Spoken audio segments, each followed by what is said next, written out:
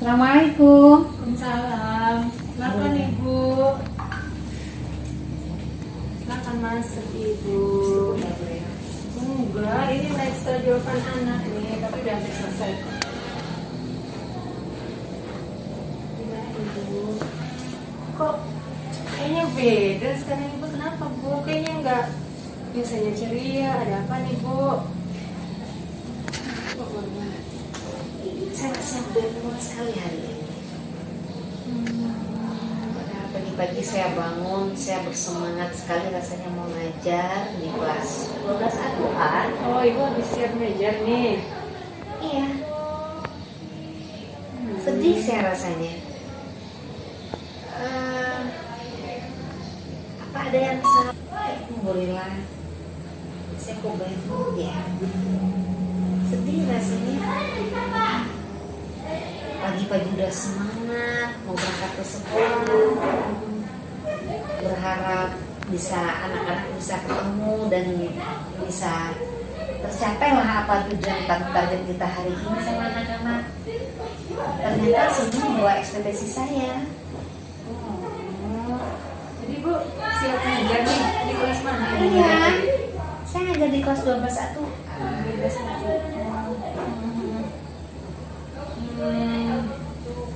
Apa ini yang bikin Ibu nggak nyaman nih? Kuliah sibuk ya? Enggak juga sih Bu, ini sedikit lagi udah selesai kok. Cuma masukin nilai aja.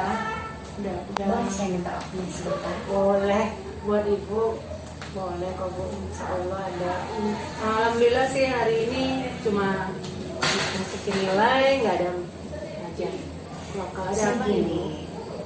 saya mau cerita, saya mau curhat lah, alhamdulillah. Kayaknya kalau keterusan seperti ini sama anak-anak juga kayak enak, gitu ya.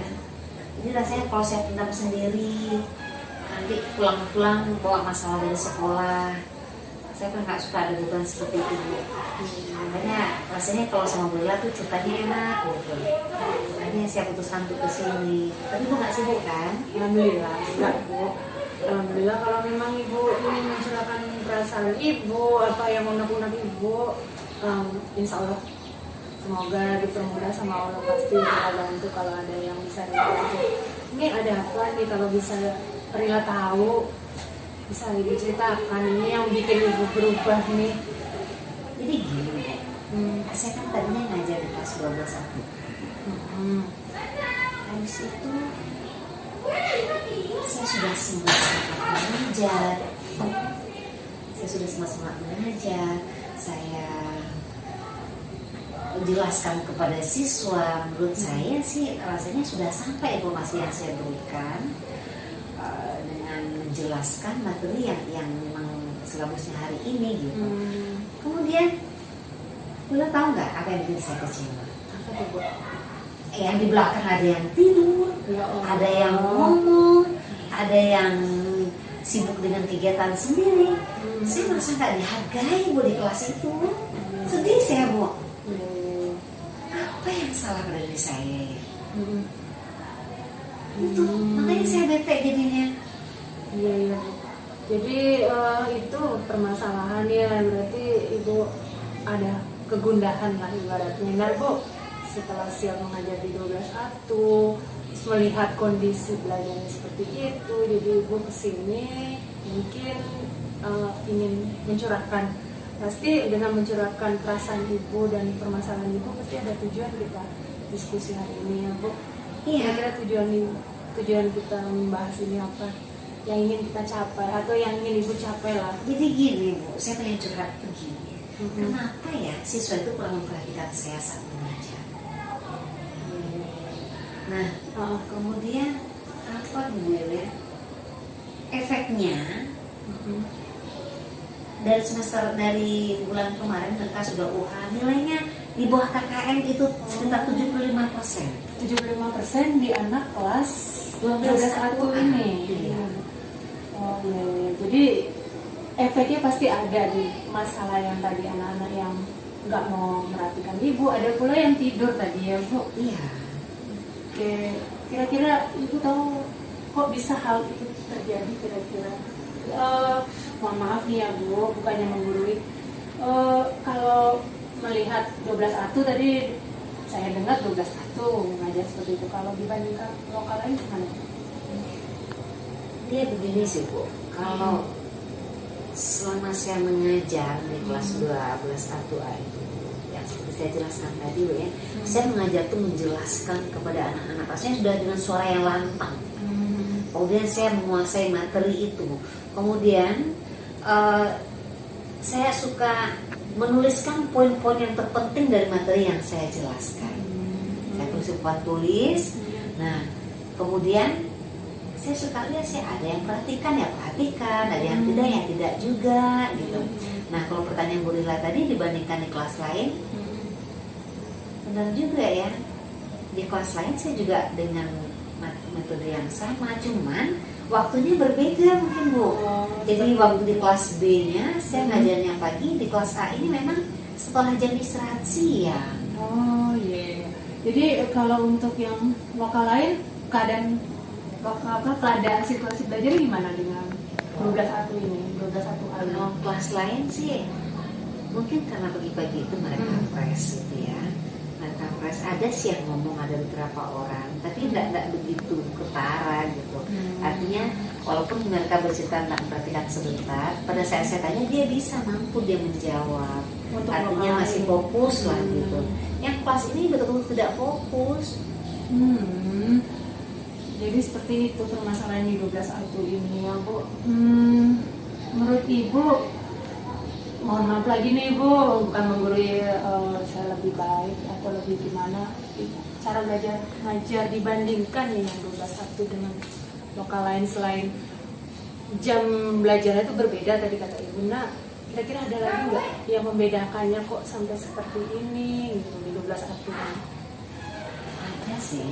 Kalau saya lihat mungkin seperti itu, kayak tadi itu saya kan ngajar ada akhirnya kegiatannya berdiskusi dan kelompoknya memang sama dengan kelompok yang 2 kali pertemuan kemarin, kelompoknya itu aja gitu. Jadi saat saya lagi menjelaskan materi di depan, mereka cuek, nggak ada mereka diskusi. Saat saya mendekat ke mejanya, mereka baru saling pura-pura saling bertanya. Nah, itu makanya saya lihat ini anak ini paham apa tidak gitu. Gitu. Oh, jadi yang kelompok tadi ya kok. Jadi yang membedakan selain jam, metodenya diskusinya, kelompoknya anggotanya hanya itu aja. Iya. Jadi Iya. Jadi mungkin itu bedanya sama kelas sebelah. Kira-kira selain itu ada lagi Bu, yang kira-kira yang membuat ini kok seperti ini 12A ini? Mungkin metode belajar saya ya Bu ya. Metode belajar saya karena hari di jam pas siang, setelah istirahat siang, kemudian dikasih ceramah, anak-anak pada lelah, bisa jadi itu faktor mereka tidak fokus sama materi yang saya berikan. Iya. Metode mengajar saya itu Bu. Iya. Ketemu ya Bu, permasalahannya ini, pokok permasalahannya berarti di 12A ini tadi ngajar siang, terus kelompoknya juga gimana? Coba bisa Ibu ceritakan kembali runtutannya tuh, permasalahannya tadi. Ini berarti yang permasalahan anak kelas 12A dibandingkan B, yang pertama jadwal mengajarkan saya itu tuh memang di jam yang tidak kondusif, Rawan ya. yang rawan sekali untuk anak-anak ngantuk dan sudah lelah setelah istirahat siang. Kemudian metode pembelajaran yang saya berikan itu metode ceramah atau menjelaskan yang bikin anak-anak mungkin ya lebih enak mengantuk gitu, seperti Nina bobokan lah gitu ya saat memberikan materi. Kemudian ditambah lagi dibikin 3 tambah kelompok, tapi kelompoknya itu aja, mungkin ada kemungkinan mereka mungkin boring dengan kelompoknya yang tidak bervariasi gitu. Iya. Saya rasa seperti itu Bu. Nah, ketemu akhirnya permasalahan kenapa itu bisa terjadi sama Ibu. Kalau udah tahu seperti itu, kira-kira Ibu tahu nggak mengatasinya mungkin Ibu? Karena Ibu tahu nih kondisi 12A ini, 12A tadi ini udah ketemu permasalahannya seperti ini. Kira-kira ada nggak yang bisa Ibu lakukan untuk mengatasinya? saya dalam pikiran saya Bu ya, dari jalan dari kelas 1 ke sini, saya mikir terus mau diapain ya kelas 12 Al-Quran. Kemudian terinspirasi lah saya untuk mungkin saya harus panggil anak-anak yang suka tidur di kelas itu. Kenapa dia sampai tidur? Kemudian anak-anak yang suka bercerita, yang suka berkegiatan lain saat saya menjelaskan. Saya pengen tanya Bu, saya pengen telusuri apa permasalahan dengan mereka. Apakah mereka tidak suka dengan metode mengajar saya, atau tidak suka dengan belajar dengan saya, atau memang waktunya yang tidak tepat gitu. Selain itu kok ada lagi? Iya, seperti yang saya ceritakan tadi Bu, mungkin metode mengajarnya ya Bu ya, dengan berceramah di jam siang itu saya merasa memang iya sih. Kita aja ada rapat siang, orang berceramah di depan kita udah pada mengantuk gitu ya, apalagi anak-anak. Mungkin metode mengajarnya PBL kali Bu ya, mungkin bisa lebih aktif siswanya ya Bu ya. Bisa juga tubuh PBL itu yang project itu ya? Iya, project based learning itu nanti kan bisa ada berkegiatan anak-anak, kemudian bisa nanti kegiatan prakteknya, anak-anak dibawa ke lapangan untuk berpraktek. Saya rasa itu bisa mungkin dibawa main, mengurangi rasa lelahnya di kelas gitu. Bagus tuh Bu. Ya bagus itu solusinya. Jadi pertama langkah-langkahnya tadi itu Ibu memanggil anak, terus mau merubah ya tadi ya teknik tadi ya Bu. Ya. Kalau misalnya langkah-langkah tadi udah Ibu lakukan, kira-kira strategi apa gitu untuk terlaksana langkah-langkah itu bisa tercapai? Jadi saya gini, strateginya saya tentu harus memperbaiki RPP yang saya buat ini kali dengan metode PBL.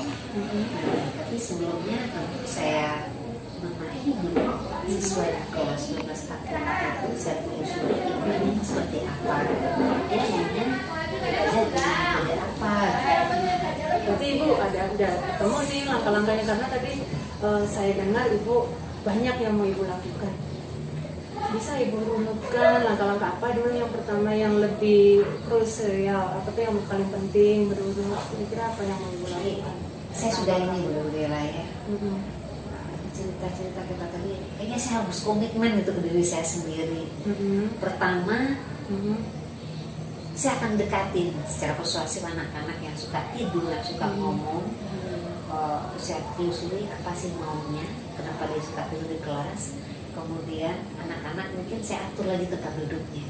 Yang suka bercerita dalam tempat duduk yang berdekatan, berarti mereka mempunyai sifat yang sama, yang suka bicara waktu menjelaskan gitu ya.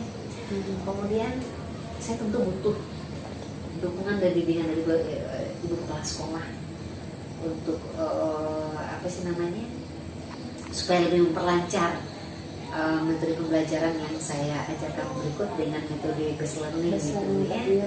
Karena itu kan berkaitan dengan prakteknya.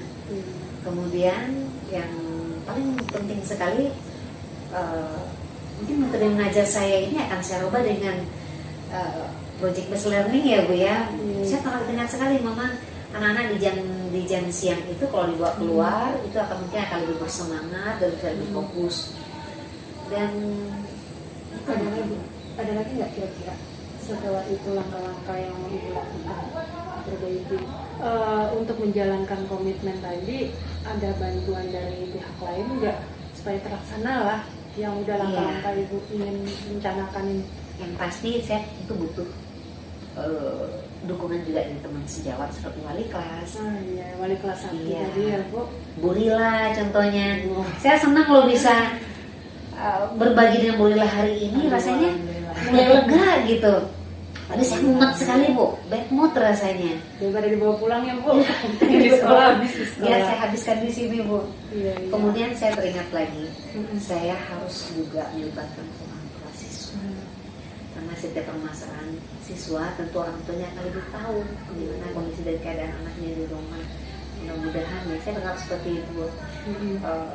Dengan melibatkan orang tua, mudah-mudahan kita lebih bisa tepat menangani si anak ini, apa permasalahan yang terjadi dalam diri mereka sebenarnya. Aduh, mantap itu Bu.